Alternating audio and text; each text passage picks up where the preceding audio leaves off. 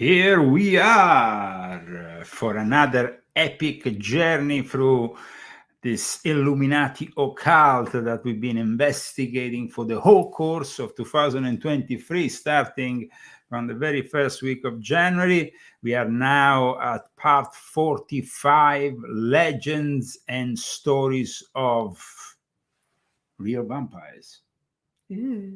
Or the real vampires. I think it's actually legend story of real vampires. You put on the so I need to correct after I had written of the real vampires. Okay. In any case, this is an important episode because you're gonna learn a lot about what really goes on with vampires. They're not just a folkloristic curiosity of sorts, or maybe a fixation of some eccentric gods.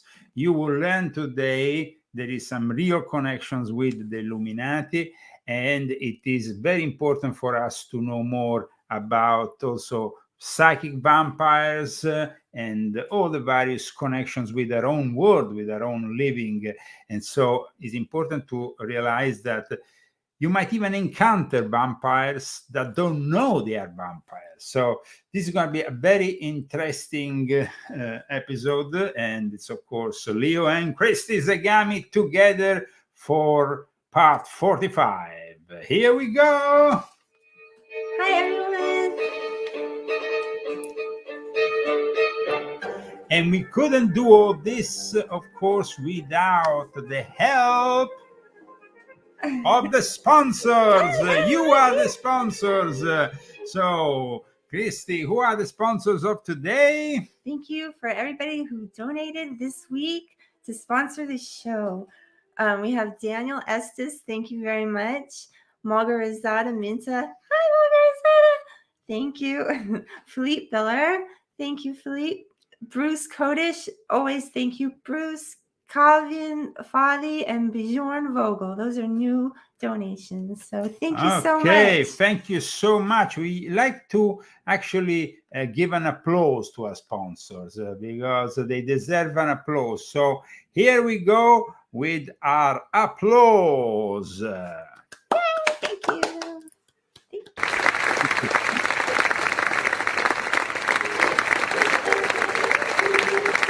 You have to do the real dance. Sorry. Sorry. They didn't dance enough. They have to dance more. Dance. They like the dance.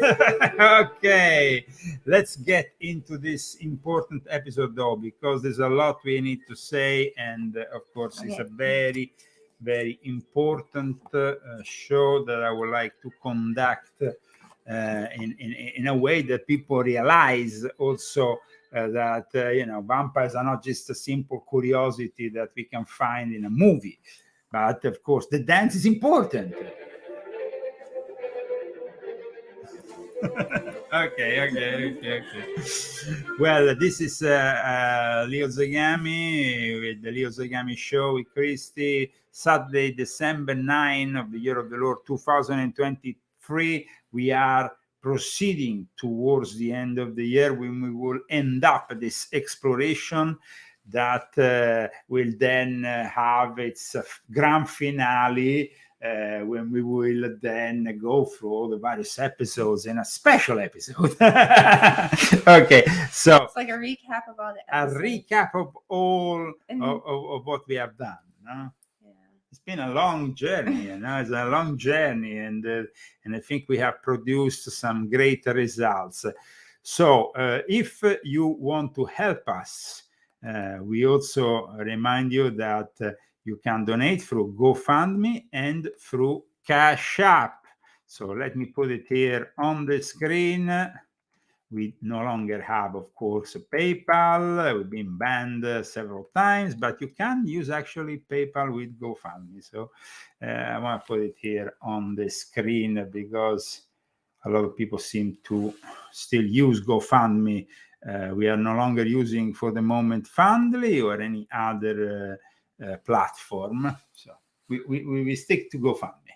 I have a cute skirt on today, but nobody can see it. So Can I I'm show stand you? up. I still can't see it. I hope you don't get seen by a vampire. Well, you kind of look like you crawled out of a coffin.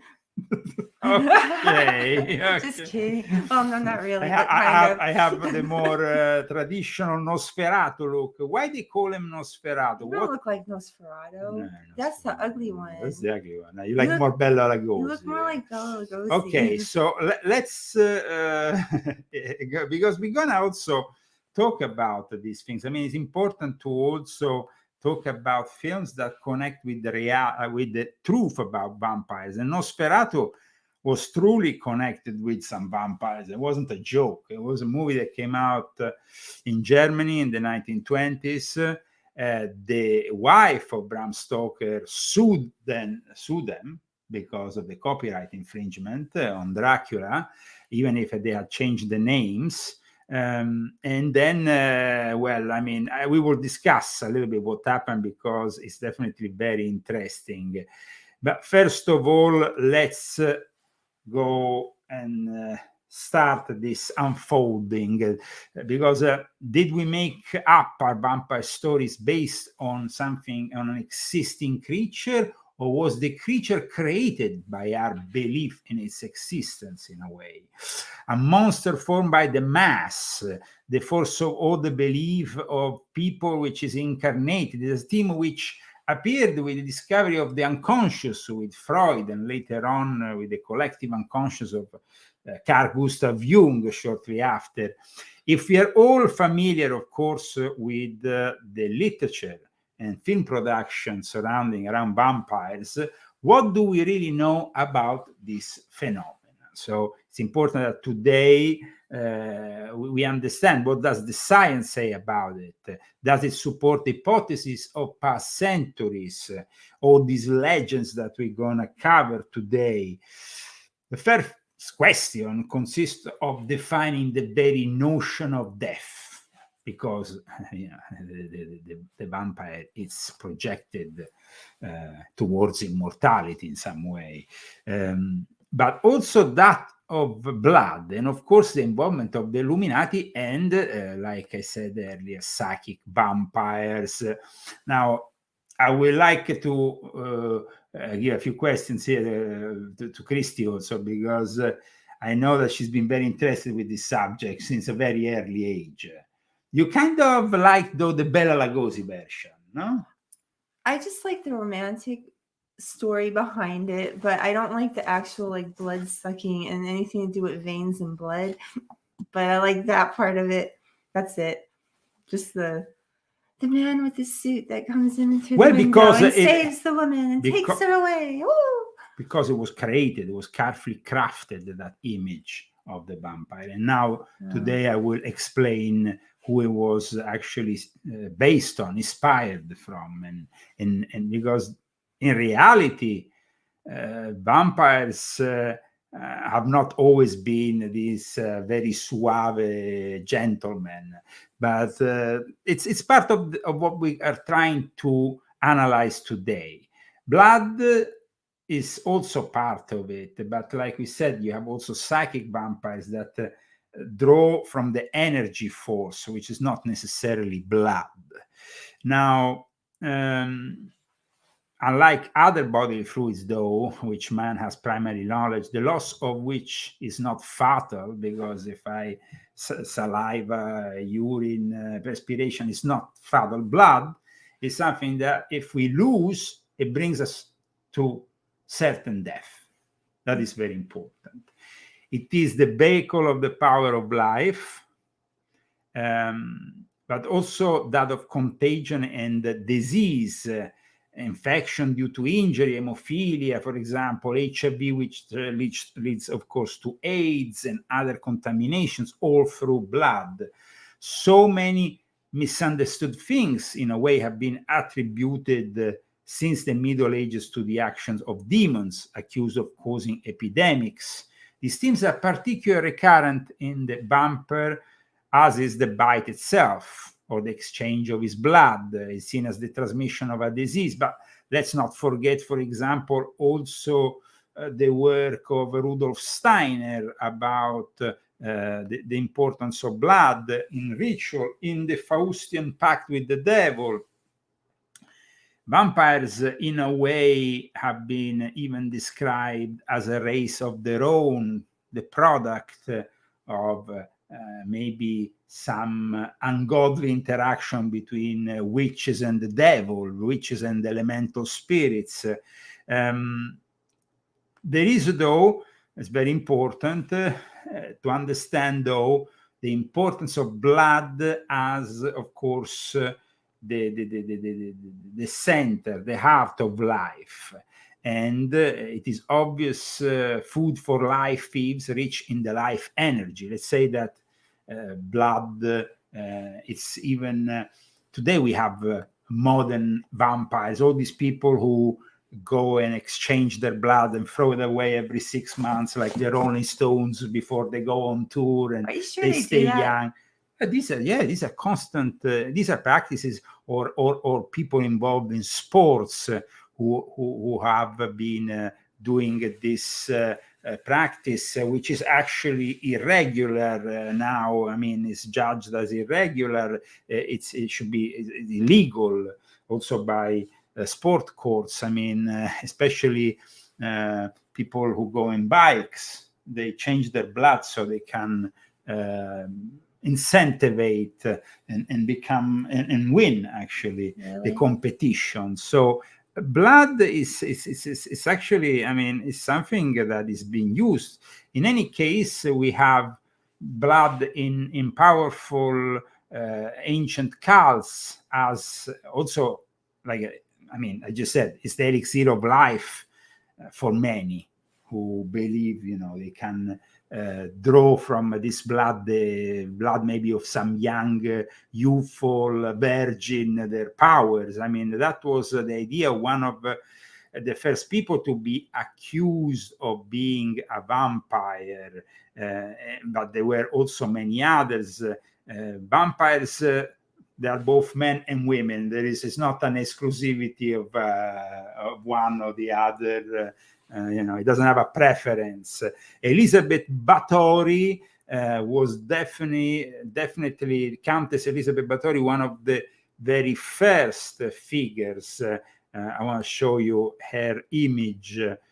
She and her servants killed hundreds and tortured hundreds of women, and did the most. Only women? Only women. She bathed in the blood of virgins. That was. Some say that it was, it was like maybe a later legend, but in reality, she was definitely a criminal of sorts, because the charges leveled against her have described her as a witch, but others say maybe it was a witch hunt, maybe there was something else behind it. It definitely became part of national folklore in Hungary, where she came from. And she was born of this important royal family. She had a great estate. She spent her childhood in a castle.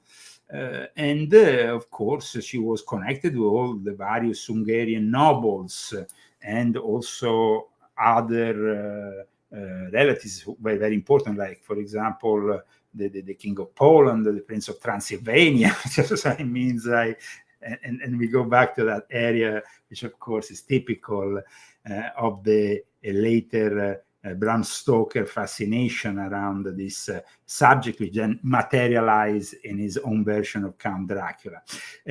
She was basically a very controversial figure. A very controversial figure because at one point she will be arrested on the 13th of December, 1612.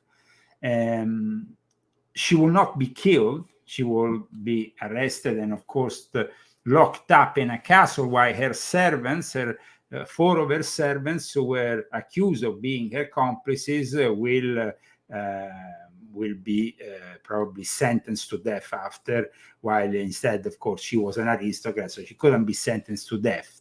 But she did things that were apparently terrible, with not one victim, but many victims. Her family, which ruled Transylvania, sought to avoid the loss of also their property and the risk of being seized by the crown. So this was something that became a real scandal. Now, we don't really know to what level she was a vampire, or rather she was just a serial killer and just a maniac. The veracity of the accusations are definitely there. There is around 300 witnesses that support the fact that she basically killed numerous girls and used her blood. And the case, of course, inspired the numerous stories. She became very popular. Even a Jesuit scholar dedicated a work to her. So that gives us an introduction to this subject, but of course we don't have only the aristocrats involved. We will have even a peasant who will become one of the biggest vampires. But of course, a peasant will not be so ideal for them, you know, translating it into maybe into a book character. However, the first case of a vampire is basically Peter Plogovic, a Serbian peasant, which remains to this day the most famous case of historical vampire. What does it mean, historical vampire? It means that at one point they went and dug up his grave and found out that the guy was maybe still alive or is still a thing. Now, in this case, it was Peter Blagovic. I'm gonna show you on Wikipedia, his Wikipedia, just so to give an idea. A Serbian peasant who was believed to have become a vampire after his death and to have killed 9 of his fellow villagers. The case was the earliest one and one of the most sensational and most well-documented case of vampire hysteria. It was described in the report of Imperial Provisor Ernest Frompel, an official of the Austrian administration, witnessed this staking of Blagovic. Staking. Yes. Scholars have noted the influence of Blagovic's case upon the development of the modern vampire in Western culture. He lived in a village where then after he died, apart from the fact that apparently in this village there have been also some previous cases, but the inhabitants got to be persecuted by this figure. And then personally, I think there is always some kind of truth in all these legends, because this is one of the many. Imagine that only 1 year later, this came out in 1725, this whole story of this Peter Blagovic. But then the year after, an Austrian soldier, always a peasant, called Arnold Paul, who died in 1726, was the cause of 2 epidemics of vampirism. The second of which, in January 1731, was the subject of a detailed report. And Arnold Paul case was similar to that of Peter Blagovic, became famous, of course, in Austria, and then they went and saw the process of the corpse decomposition, because that's really when they confirm that it is a vampire, when they see that it wasn't. In this case, though, you always have to think that anything can happen, but it's also possible that a lot of these people, like in the case of another guy that also is said to be a vampire, Johannes Kuntius of Silesia, there might be the possibility that maybe he went in coma and then he wasn't buried covered. So, they put him alive in the coffin in coma. The guy, in this case, this is a very interesting story, Kunz und Johannes, because this story, vampirism, let's remember, vampirism also became a serious problem for the Catholic Church. It became almost a political subject. Because the Catholic Church, of course, believes in hell and purgatory. The fact that there was these people that come back to life, in theory, the vampire is a dead person, is not found in any of these three categories, since his soul is still wandering, on earth. Yeah. It became a problem in a way for the Catholic dogma of purgatory and therefore for the power of the church. So they investigated very much this subject. When it comes to this particular 16th century guy, there is the fact also that is speculated that he made a pact with the devil. And basically, this pact with the devil made him wealthy, and he even said that he sold his child to Satan. So, all these things, and that the night of his death, a cat allegedly arrived on him and scratched him, and then after, there is a lot of things that, of course, can be the stuff of myth, of legend, but here we are defining the basis of these legends that then Bram Stoker transformed in his Count Dracula. Because and Bram Stoker was not even the guy who really picked up this vampirism and for the first time and transformed it. Let me put here once again so I can. We are broadcasting live at the moment on Facebook, on YouTube, of course, and you can help us with GoFundMe. We have already, of course, mention the sponsors of today. We will mention them again at the end of the show because we want to really thank them for giving us the opportunity to come back on the air today like we do every week and dig deeper and deeper into a subject, not superficially. Now, a lot of people out there will definitely say, but what does all this have to do with the Illuminati? Aha! It has a lot to do with the Illuminati. It has a lot to do with Aleister Crowley, for example. So I think it's very important that, first of all, apart from the fact that, in a way, the blood-sucking vampire is a symbolic of something which is more the psychic vampire. Psychic vampire attacks from, in a way, the subject. And like I said, it can, like I said earlier, it can do it knowingly or even unknowingly. Most of the time, vampires, psychic vampires, don't realize that they are draining the people close to them of their energy. I've been around these psychic vampires.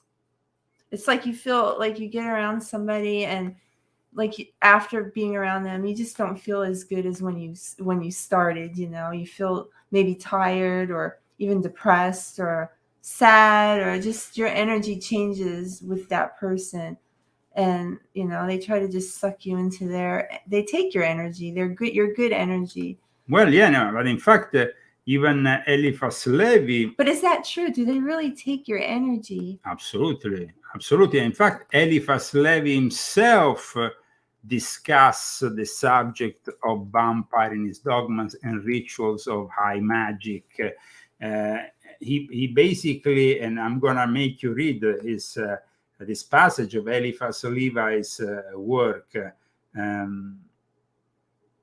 on the vampire, so you can understand the knowledge here. I can't read it. It's too small, and I don't know if I can read that. Okay, let me see if I can make it bigger. Such beings who are poisonous fungi of the human race absorb the life of living beings in their fullest possible extent. To the fullest possible. And this is why their proximity depletes the soul and chills the heart.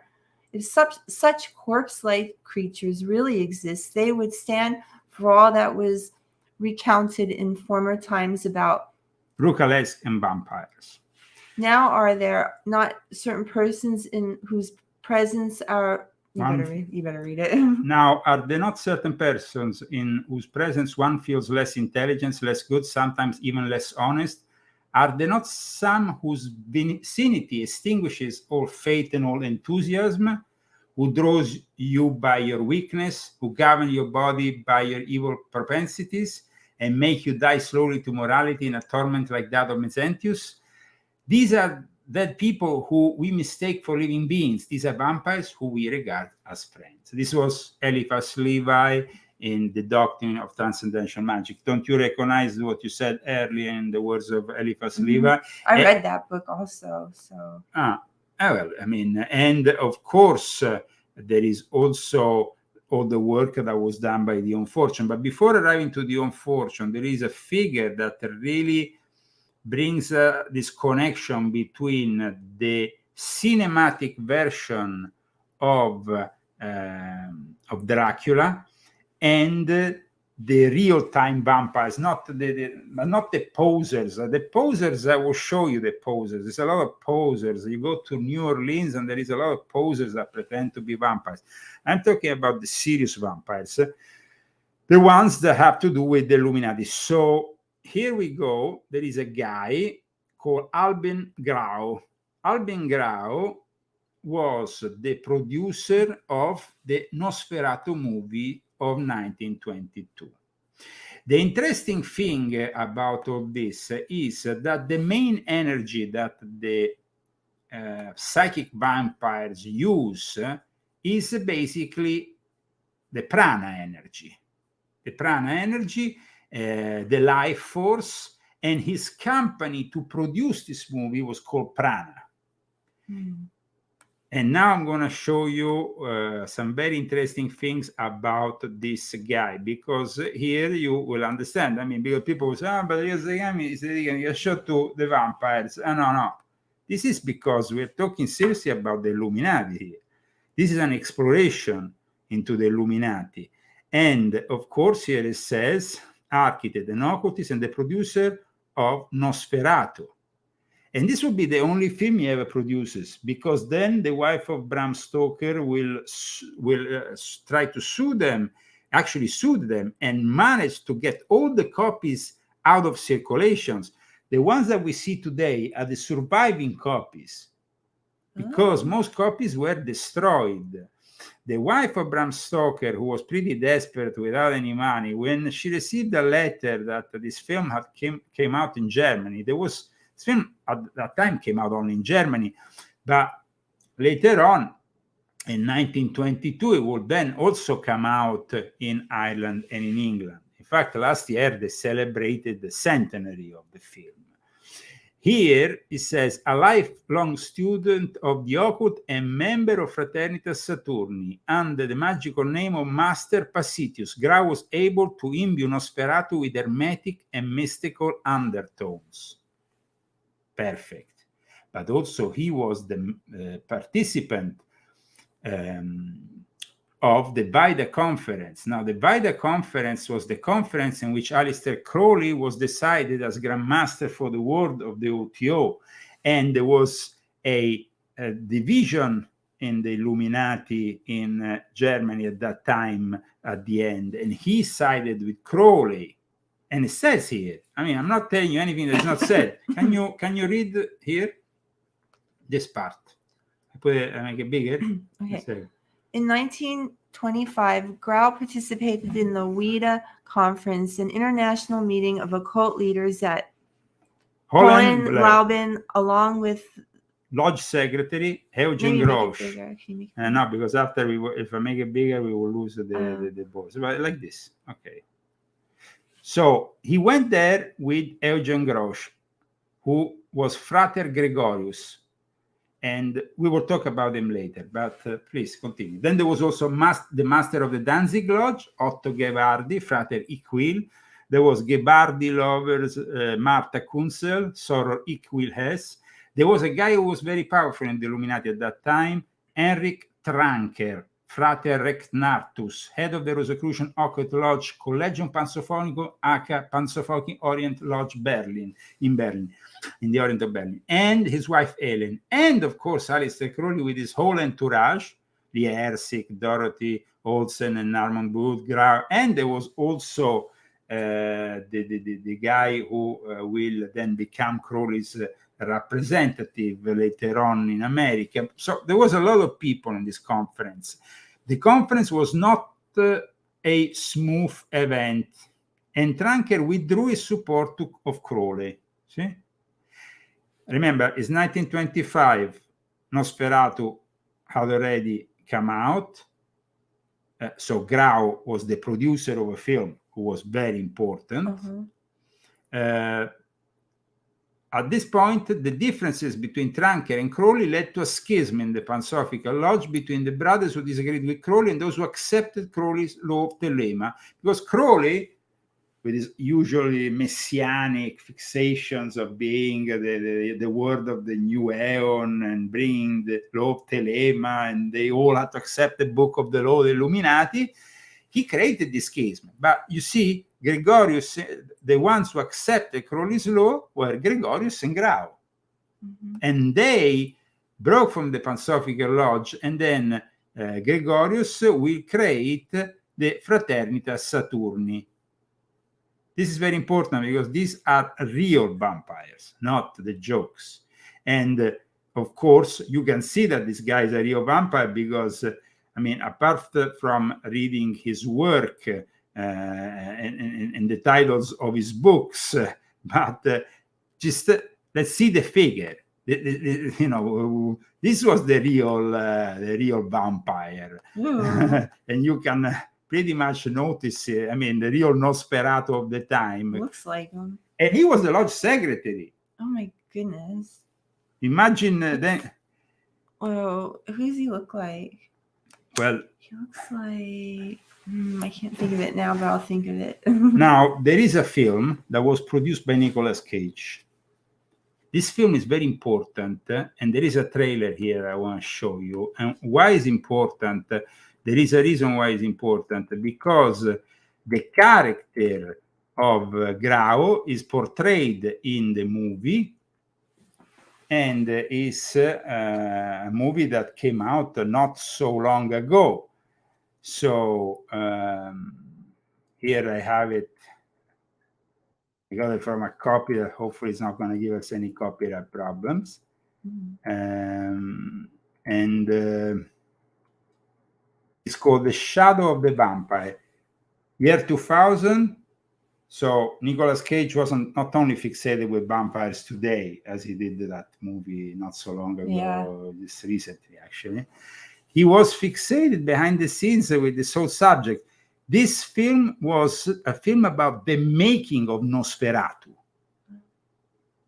which was connected to real occultists, real vampires, real people. I want to see it. Okay, this is a trailer of it.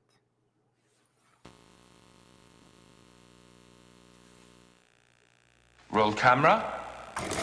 Iris in. Begin. It's been a fitful night, but you wake refreshed. What is that beside you? It's a book about vampires. Nosferatu. Director F.W. Murnau had an obsession to create the world's most realistic vampire movie. Meet Count Olog. You see the guy that is next to the camera is supposed to be Grau. Not that this is a famous scene from Nosferatu, but this here portrayed by that great actor, which let me see the name of that actor, because the shadow. Can you put the air conditioning down a second?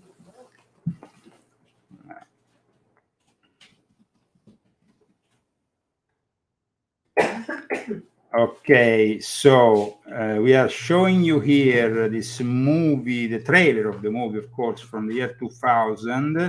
The film stars at John Malkovich, William Dafoe, but there is also starring Udo Kier, which is a very great actor. And Udo Kier is basically portraying the part of Albin Grau, who we just been talking about, because he was the producer of the film. So here we go. Let's see if we can get it to work. Yeah, see, this is him, supposed to be him. On the right, you have John Malkovich. On the left, Udo Grier, in the portraying Grau. See if we can make it work. Vampire movie. Meet Count Olog. The overture to our Symphony of Horrors. He dug up an actor I'd like some makeup. Well, you don't get any. who didn't just play the part. But you're not feeding. No, you're not drinking her blood. He lived it. What is the matter with you? Where did you find him, really? From Lionsgate Films and producer Nicolas Cage comes the haunting tale of the uncompromising, You will have no close-ups now. the unimaginable, Blood! Blood! and the undead. Academy Award nominees John Malkovich I will finish my picture! and Willem Dafoe. This is hardly your picture any longer. Shadow of the Vampire. How dare you destroy my photographer? Why not the script girl? I'll eat her later. Well, that was, last year, like I said, it was, some people will wonder, why does Nicolas Cage produce this kind of movie? Nicolas Cage is a guy who studies alchemy. I actually found him as connected to this guy. I went to visit in Fort Collins, John Compact. He was his disciple. John Compact had one of the biggest occult libraries here in the US. So, Nicolas Cage is somebody who really is fixated with alchemy, goes to conferences, studies, and all these kind of things. So the fact that he wanted to produce this movie, definitely it's part of who he is. Mhm. Now, Nosferatu's vampire scene, definitely this one is the key of the Nosferatu film.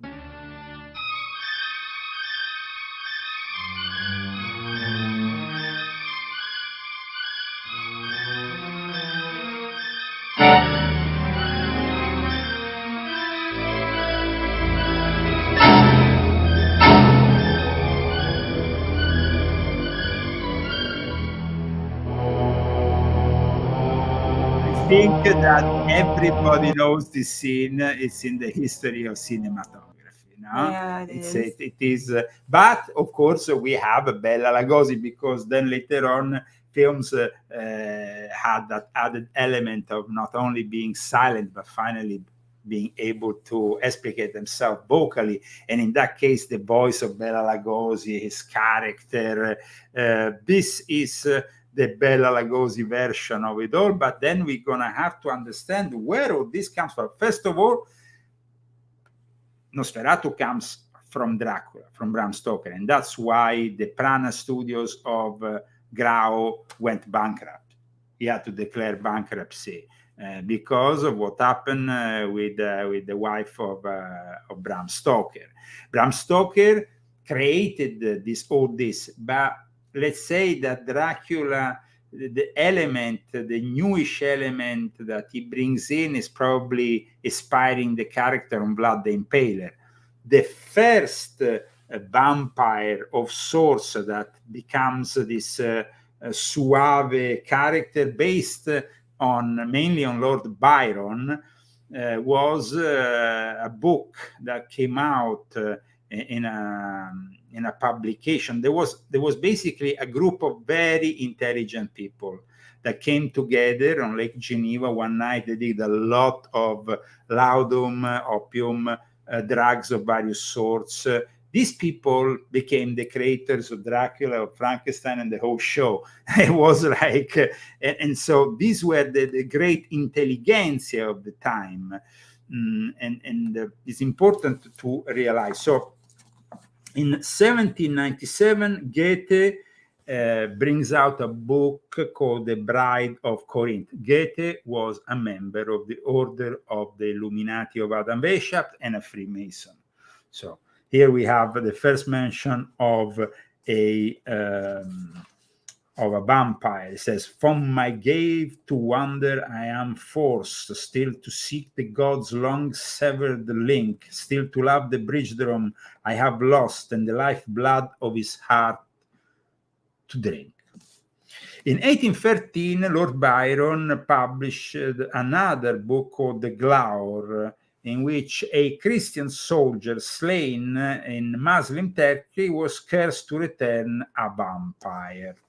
But then there was another situation that came up. Like I said, they all met up in a typical, very British tradition. They were also not only very promiscuous, but they was also very ambiguous in their sexuality. So the vampire doesn't really care if he bites a woman, if he bites a man, or whatever. He doesn't care about pronouns. It seems to be very fluid, very fluid. What happened was that Lord Byron, now Lord Byron, for those who don't know Lord Byron, we are talking here about one of the greatest poets, English poets, romantic poet. I love Lord Byron. Part of leading figure of the Romantic movement. He of course also knew Shelley, who was very, very well known amongst the Romantic poets. And then you had, of course, these people that were admirers, though, of figures that. Okay, Shelley came out with Frankenstein, but she was also, and you know, some people can say, "Oh, that's cool," but she was also very passionate about Karl Marx. So I don't know. I mean, these people were intellectual. They were doing drugs. They were very liberal in their approach. Very, very progressive.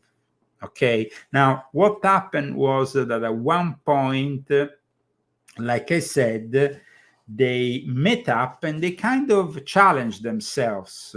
And that's how all these tales came out. There was one in particular, fragment of a novel after which Lord Byron produced. Is an unfinished vampire horror story that he produced. And one other guy who was there with Shelley, they basically did a ghost writing contest. So the first real vampire novel entitled The Vampire came out actually with the name of Lord Byron, but it wasn't Lord Byron who wrote it. It was John William Polidori. John William Polidori was an Anglo-Italian like me. He was this is the guy, and he is the guy who really creates the vampire figure like we know it today, like Bram Stoker, then the aristocratic vampire, suave character that corrupts, seduces. This is basically where it comes from. It comes from his version, his short story called The Vampire, which was first published in 1819 and is considered the first modern vampire story.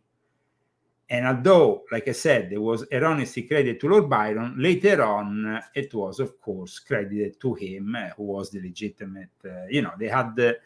But imagine what these people did. In a night, they conjured all these entities. It was pretty scary.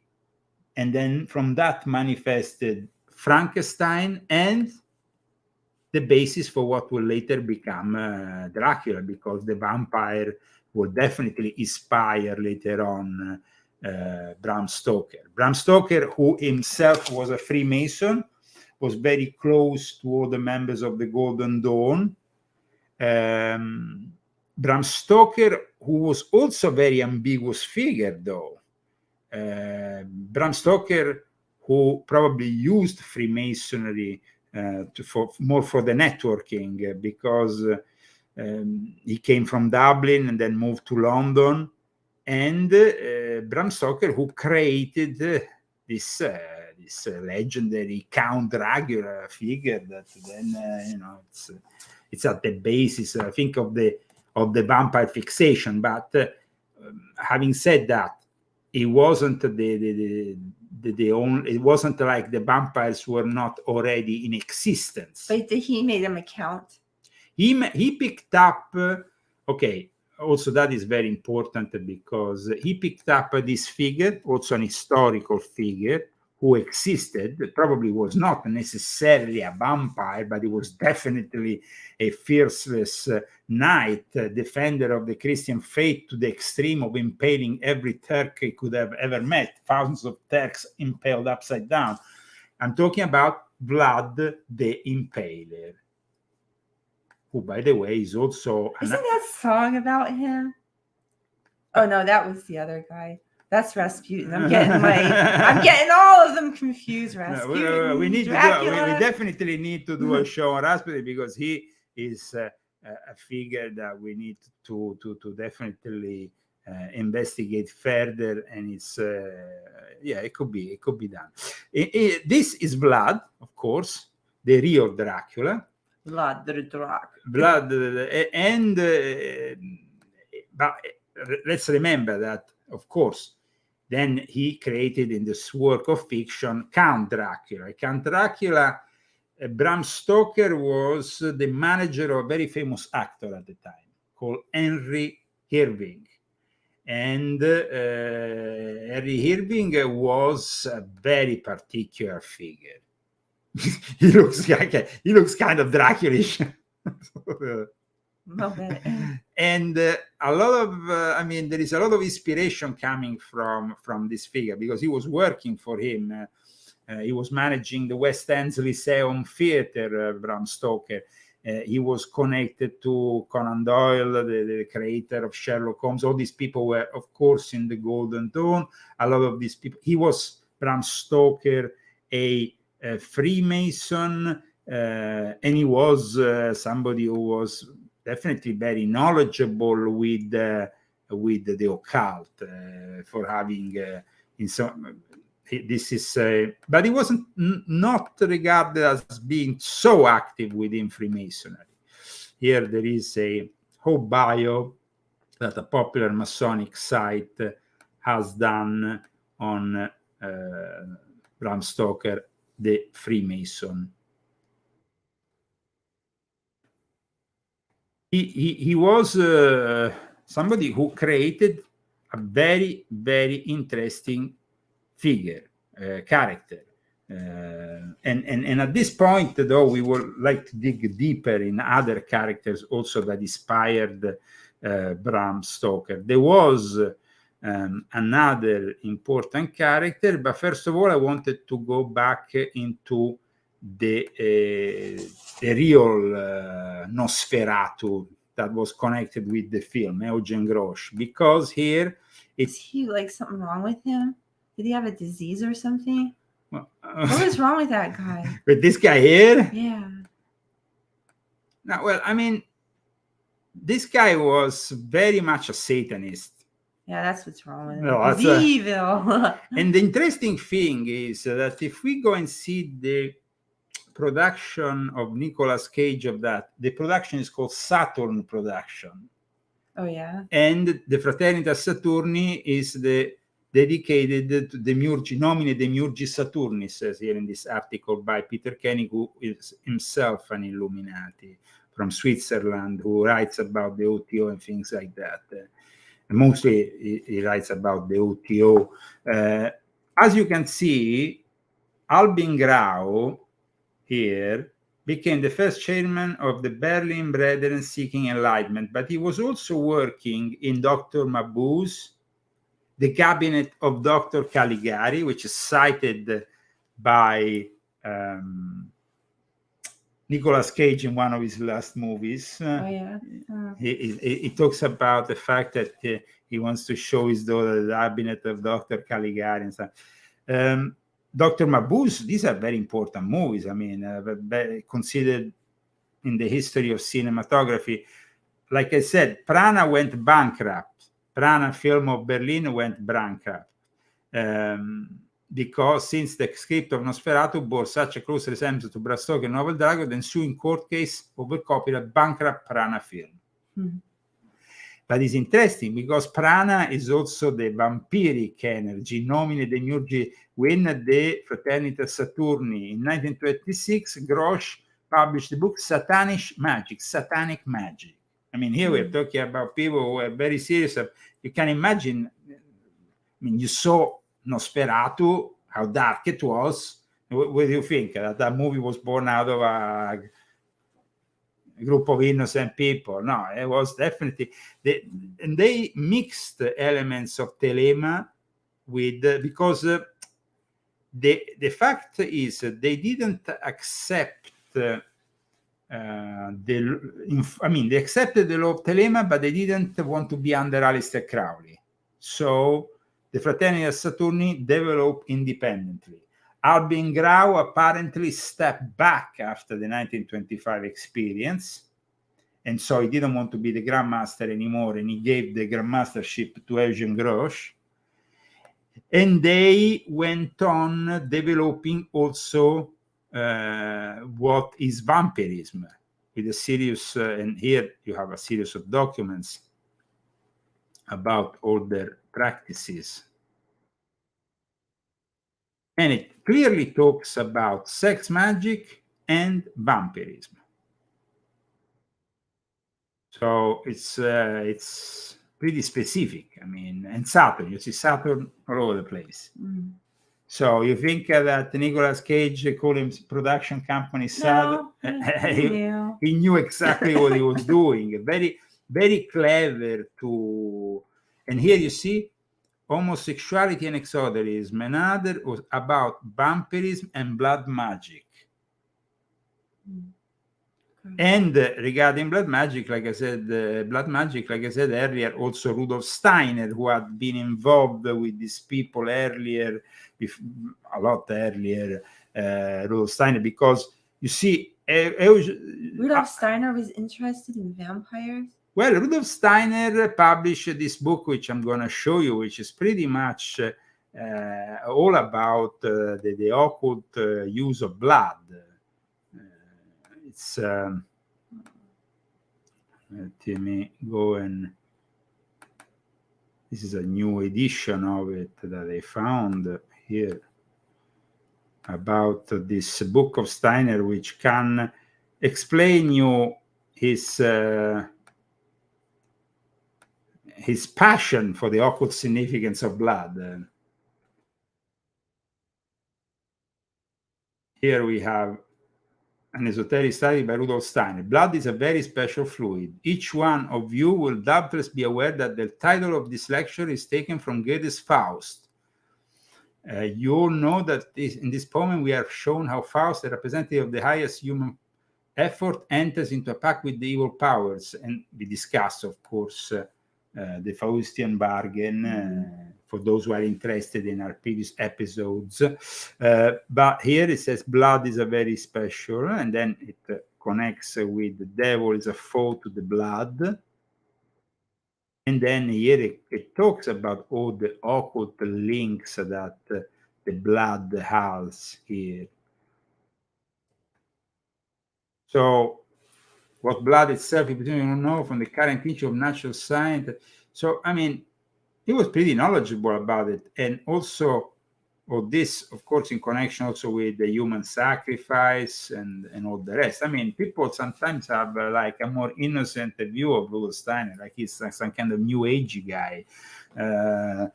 No, I think they have this, but he went pretty deep into these subjects. No, read this, for example. Take man without considering his blood. Take him as a being made up of substance of the surrounding physical world and containing, like the plant, certain juices which transform into living substance, in which a nervous system gradually become organized. So there is, of course, here a very complex explanation. One thing we must say is that in the whole course of the book, he doesn't really ever mention vampirism.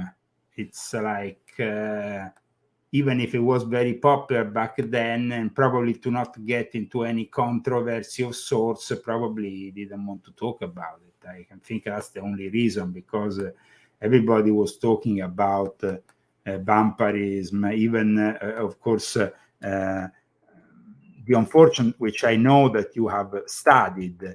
And in fact, in psychic self-defense, the unfortunate talks a lot about vampirism. Yeah, she does.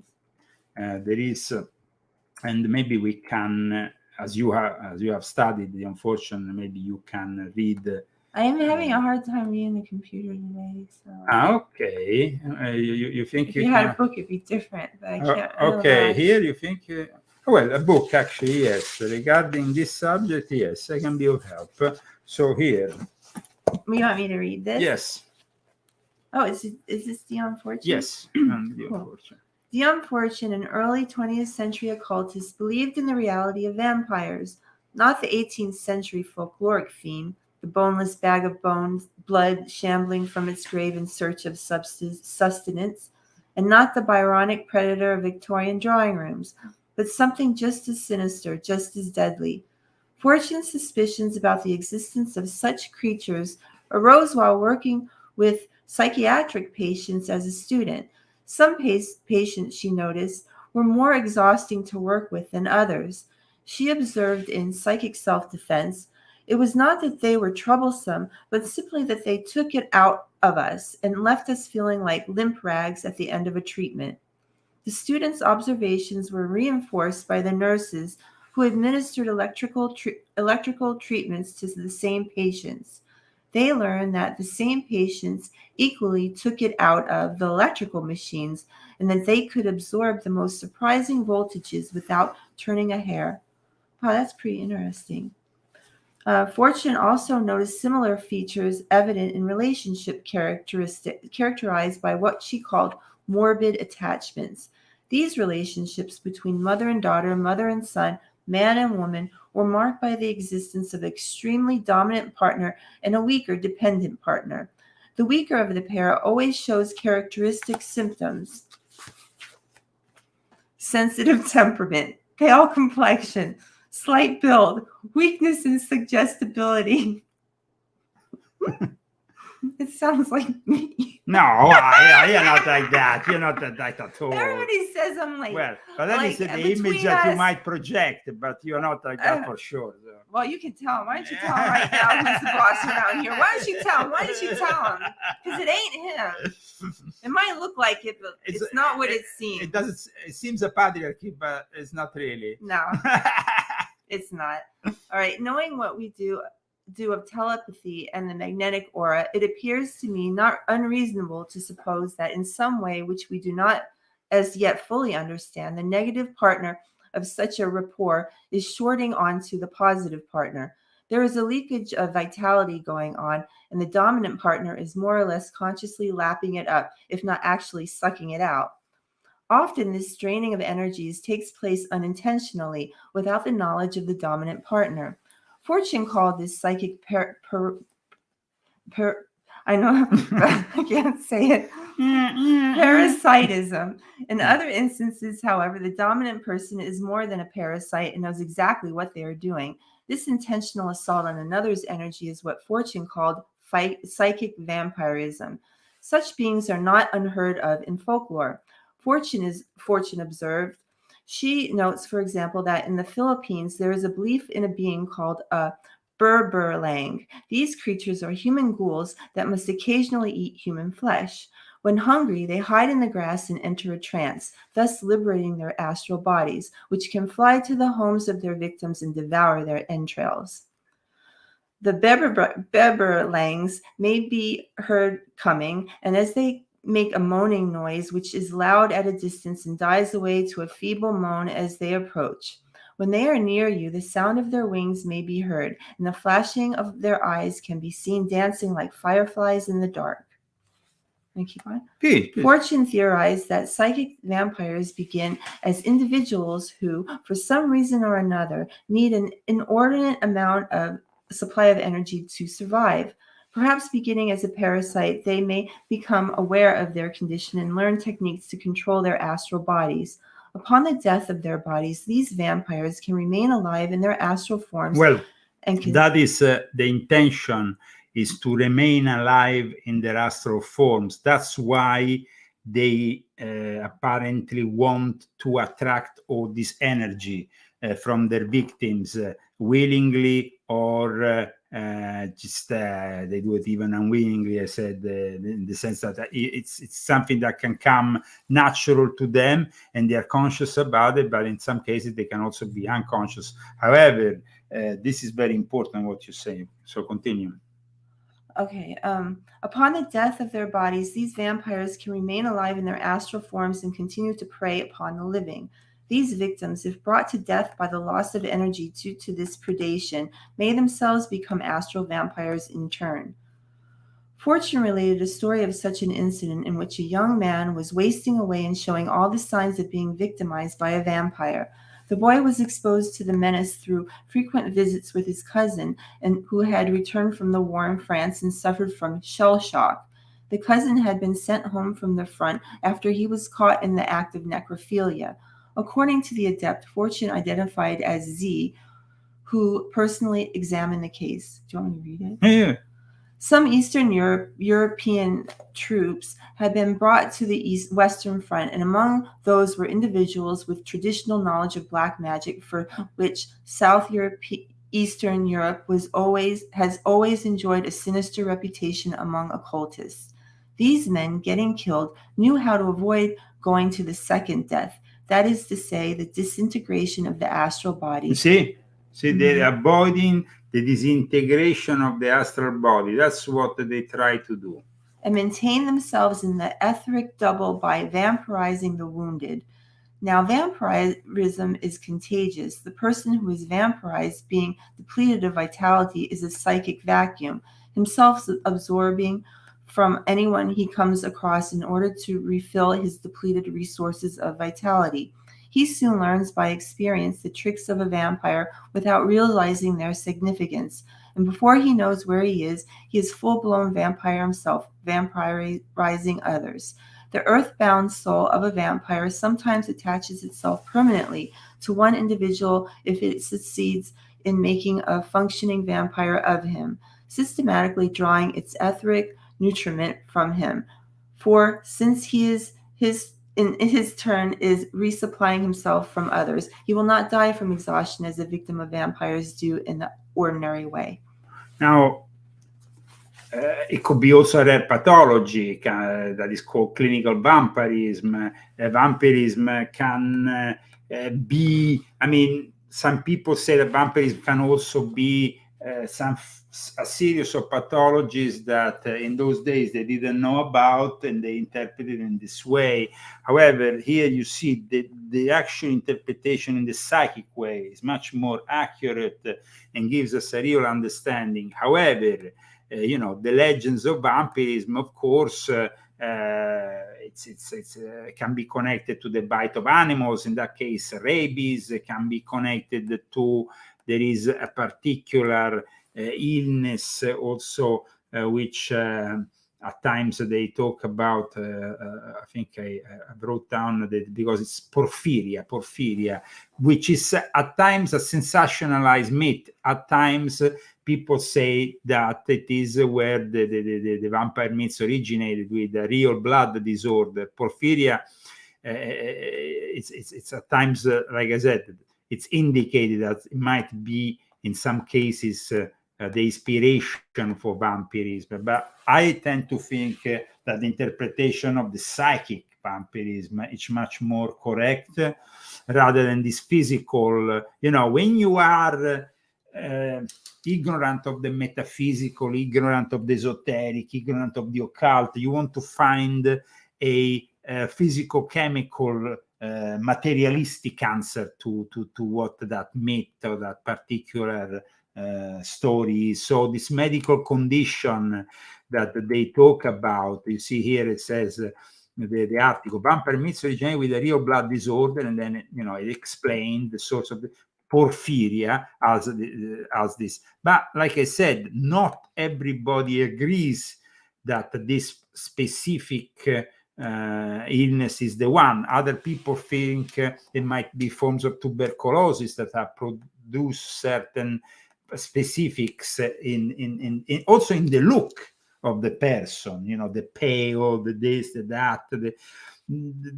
But for example, there is also some who call it a sensationalized myth, and I'm going to show you here. So there is not really an agreement at an academic, scientific level on what generated the actual vampirism concept or myth. We are trying today, of course, to show you the various takes on this subject. We would like to be as clear as possible.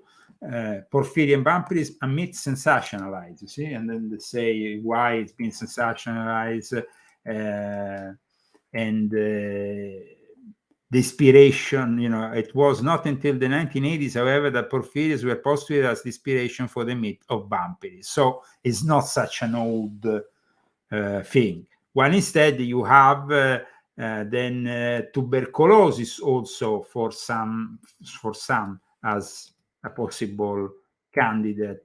Tuberculosis resembles also accounts of vampirism. Lupus erythematosus. It's a but let me show at this point Bella Lugosi in the trailer, because how can we not show Bella Lugosi? We have to show Bella Lugosi. You have to.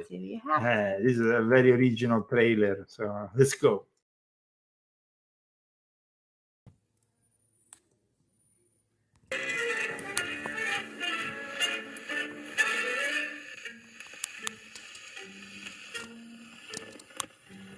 I was looking in the mirror. Its reflection covers the whole room. But I cannot see you.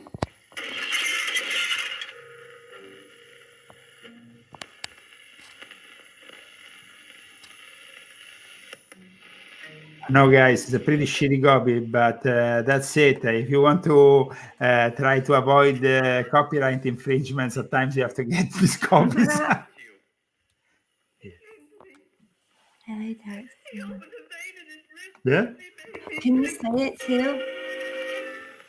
Run to suck your blood. I can't die with all that blood on my conscience.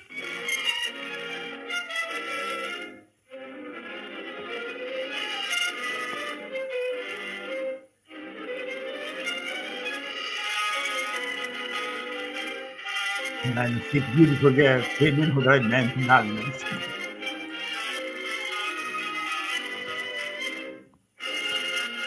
Oh, what a tragic event.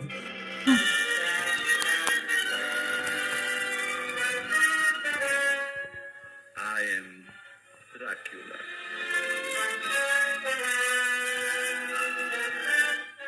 A moment ago, I stumbled upon a most amazing phenomenon. Something so incredible, I mistrust my own judgment.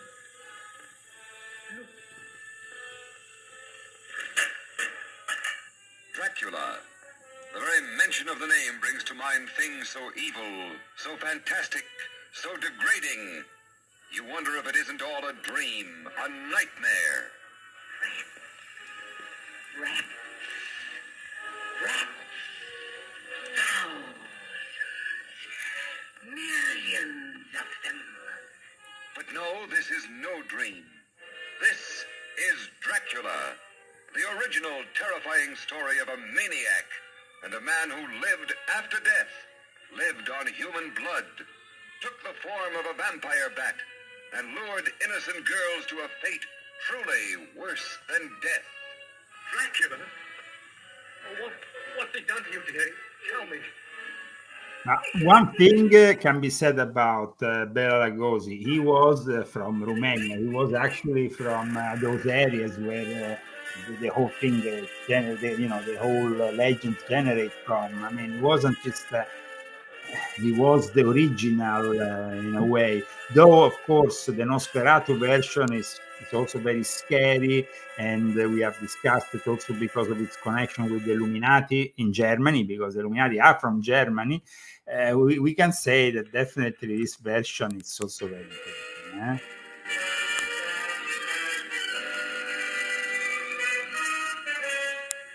I am Dracula. Well, it was. Say it like that. I am Dracula. I am Dracula. You know what it is? Because when I met you, you kind of look like him. Oh God! And then, like, you wear a suit, and like, I never met any guys that wore suits all the time like you. And then you wear a suit, and then you would say, "My dear," and so, oh, my dear, let so me it's like- drink your blood. No, that part I don't like. Yeah, I I mean, have this thing about veins and blood. Yeah. And I hate it, so I can't even look at blood. I could never be in one.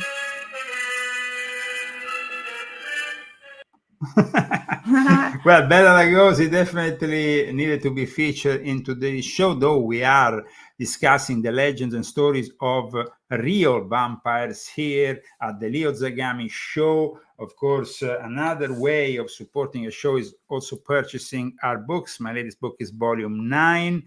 We have also many other interesting books, including Christie's books, which are on sale. You can find them on Amazon or by going on leozagami.com. You find the links to all my latest books, which, like I said, it's a way of supporting the show. Can you read again the sponsors of today? Then you get smarter because you learn a lot. Daniel Estes, Margarizada Minta, Bjorn Vogel, Philippe Belair, Bruce Kodish, and Kavan Fadi. I hope I said that right. It's such a nice name. Kavan Fadi. So, okay, I think I said it right. Okay. Thank you, everyone, for your donations. Thank you so much for your donations and for believing in us and letting us work further in unveiling and exploring the Illuminati occult. And next week we will have another great show. In the meantime, we continue, of course, with more tales that surround this figure of the vampire between reality and legend. There's so much like that has to do with cinematography though in the movies, because like everybody has their favorite vampire movie that they watch, and most people, and that is really an interesting element that you brought up here, because you see it's about creating a sort of egregore, and Hollywood really helped amplifying this egregore of sorts.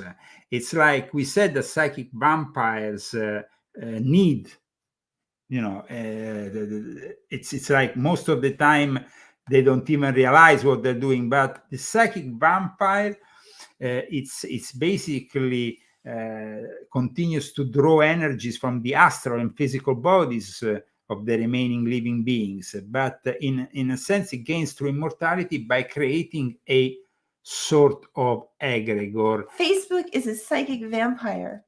Absolutely. And I'm not going on Facebook anymore, if anybody's wondering. Absolutely. I gave up. I turned my back on all my social media. that is a very good point. It is. It's a very good point. The social networks have created an egregore, and that egregore can be also a vampiric egregore. It's like the egregore is the axis that is born as soon as the forces come together and form an individualized movement. When you put a triangle of 3 vampires together, just like this is what the vampires do, they connect psychically and they unite in what is an egregore. An egregore of a vampiric group is an egregore that, and of course, it doesn't have to be an official vampire group, though they are official vampire groups. They actually publish books, and they don't even hide what they are all about. They are all over the internet, and you can find them, and there is all kinds of vampiric arts and initiation to vampiric arts that one is presented even on the internet. It's like becoming fashionable almost to join the vampire community. Now, while in the 90s it was mainly a kind of Dungeon and Dragon kind of situation, now it's becoming a more occult. I mean, it's always been a very occultistic, but here the initiation into the vampiric arts. It's not a joke. They go very much in detail. True versus Hollywood vampirism. Please read. I can try. There is no doubt that vampires have been exciting admirers since they first made it to the silver screen. This has led to many thirsty individuals who would love to drink in the excitement, if not the actual blood of supposed victims. Playing at being a vampire by drinking someone's blood during sexual orgies will not bring you closer to being a real vampire. That's no reason to stop, however. False vampirism has led to many silly concepts, such as vampires really being space aliens or vampires really being fallen angels. Now, interesting the fact that one of the guy who coined the term space vampires was actually Colin Wilson. And Buck Rogers, because they had this psychic vampire on Buck Rogers, and he used to suck all the energy out of all the victims and all the pretty girls on Buck Rogers. Okay. No, but there is actually a link I found to an even more disturbing form of, let me see if I can manage, because it's possible I can't from here. Let me see if I find it, it's possible to open it, because might not be possible to open for this, but maybe yes. The Black Art of Vampirism. I went across this book some time ago, and what I saw in it was really disturbing. I mean, it was like the fact that they knew what they were doing, and they also had very much this attitude.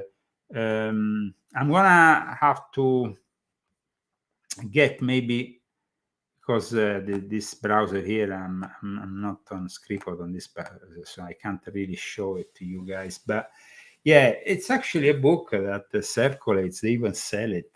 It's incredible, and they say, how to manipulate the masses and how they feel superior as vampires. Of course, they intend vampirism as a psychic operation, so not necessarily as a blood lore thing. Though there is then, of course, those people who are very theatrical, who like to push things in a certain way, and just have a laugh if you want. Here they are. I am the vampire Jack Townsend, and I am a real-life, living vampire. You're probably sitting there right now asking yourself, vampires? Are they really real? We are asking ourselves, what do you think, Christy? Who is this guy? Who is this joke? I believe in witches, and I believe in ghosts and demons. But vampires? Vampire? Well, I have an answer for you. Not in the way that you've been taught. When you hear vampire, you think about Count Dracula, the deep widow's peak. No, but you have to think about this guy who seems a little bit, I don't know. He's just playing a role. It's just like these are role players. I mean, going along with, like I said, in the 90s, Dungeon and Dragon kind of situation. Yeah, he's kind of stuck in the 90s still. Yeah. And a cape. But no, we are not the fictitious characters of Bram Stoker's novel. Oh, no, he's real. We existed long before he existed on time. Was ever recharacterized into the vampire Dracula. Now, there are some similarities, but there are many more differences. For example, garlic. Can we enter a house without invitation? holy water, crucifixes, and vervain. Are any of these things legitimate? No! I love garlic on pizza, and pasta, and garlic bread. Pizza? I don't want to Garlic watch bread the is so doofus good. anymore. Okay. And I can walk into... What's the stupidest? Now, regarding pizza, Christy today made a cacio e pepe with salami. I It don't was know. so good. I think even the vampires will like this one. It didn't have garlic on it. I didn't have garlic It on it. was so good. That pizza was good. That's right. Here it is. It's like you create a cream with pecorino romano, and you make this great With mozzarella and mozzarella in it. on it. Oh, it's good.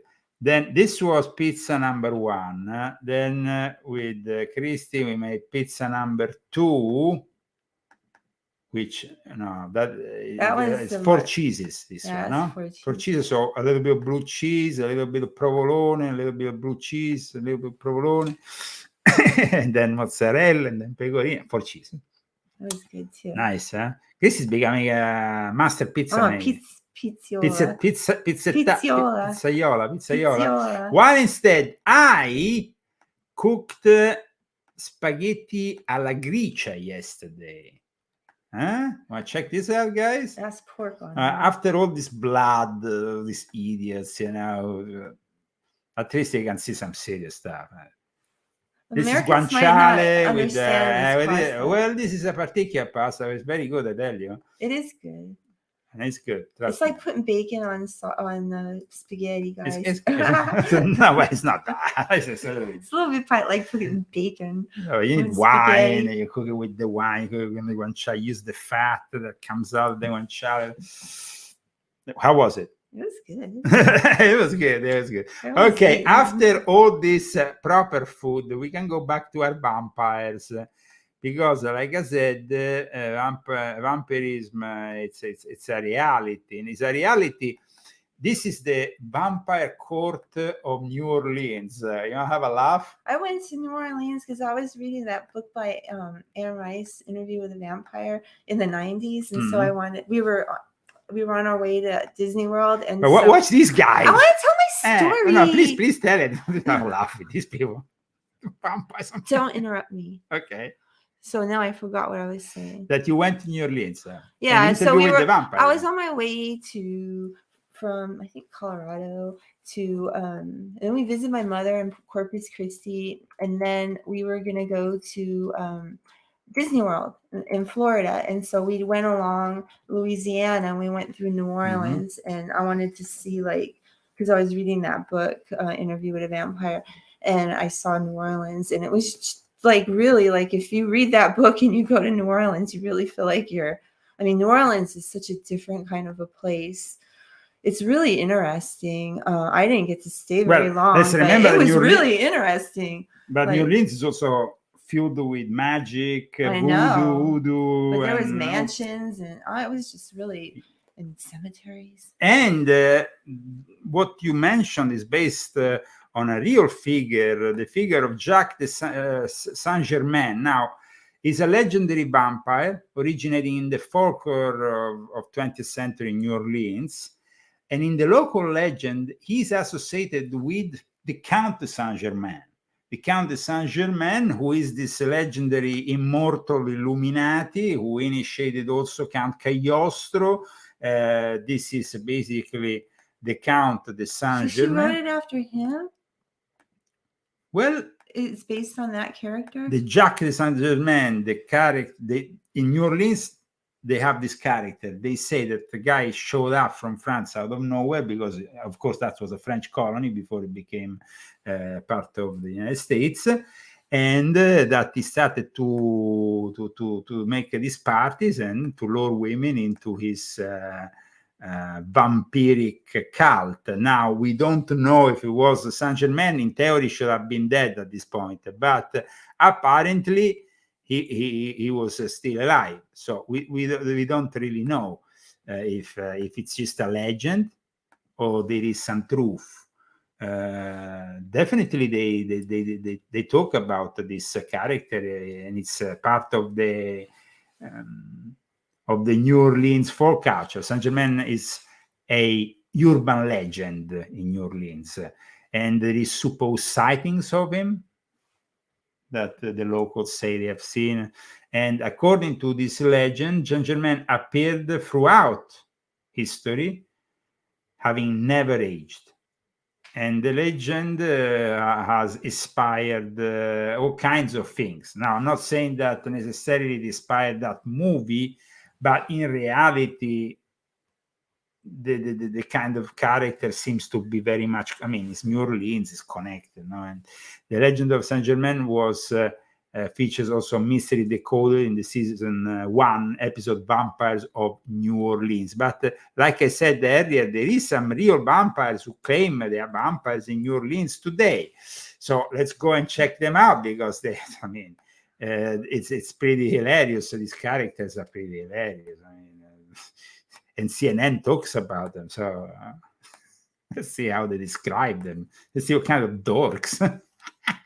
Okay. Here we have CNN talking about inside the world of real life vampires in New Orleans and Atlanta. We know that Atlanta is, of course, the headquarters, one of the headquarters of CNN. And here is when Marvin Lore was being fitted for his first set of fangs, a switch within him flipped on. Something just came to the surface and everything felt right. For once. Don't make the voice. For once in my life. No. What? Don't make the voice of these ever. No, but I want to show, if I manage, I want to show here, I want to, just a second, if I can manage to show you guys from another browser, the actual person who is aiming to direct this court of vampires, which I showed earlier in a naked swimming pool party in New Orleans. Here he is. I knew that you would laugh, but this is just like other guy. Yeah, these are like posers more. So some of them look like. Oh, more he like... looks a little. It's more. Well, not really. I take it back. What does he Never look? mind. He's got the contacts on and all that. Yeah, pretty much like posers. So this is the head. You see. Merticus is an expert in languages. Here he is, you know, and that's and then I went actually on his Facebook group page, and there was all this group of New Orleans what people get wrong about vampires. Okay, so let's read this, Christy. Okay, the enduring popularity of fictional vampires means that Merticus and others must constantly clarify that they're not like the nocturnal bloodsuckers that continue to entertain and terrify us. In fact, Merticus says that many human vampires remain out of the public eye due to the many misconceptions of what it means to be vampires and fear or reprisal from the people they know. And then he says he's educating people that vampire is an amalgamation of physical, mental, and spiritual attributes, and vampires are largely productive members of society. They sound like Democrats. But they are Democrats. I mean, they are on CNN. What do you expect? Today, we went through the whole long story of this, and then, you know, both. I mean, you have the whole thing here about these vampires, you know, and it says he doesn't wear fangs or got clothes, and Lord describes his nighttime style as cross between snazzy suit wearer and 80s rock and roll. Then, of course, you have this is from Interview for the Vampire, the TV adaptation of it. There's more to life than vampirism. But like I said, they're all part of that. I mean, of course, they will glorify them on TV, on CNN, on the media. Like the media nowadays glorify the Satanic Temple that just did an altar this week in the capital of Iowa, in Des Moines. It's just insane. But this, I'll get Rambo. But this is what is happening. It is a glorification of evil. But I would like for Christy, before we end, to read a couple of passages of The On Fortune that I have picked up here from Psychic Self-Defense, which I think is one of the most important and detailed about psychic vampirism. But you want me to read it from there, and I can't.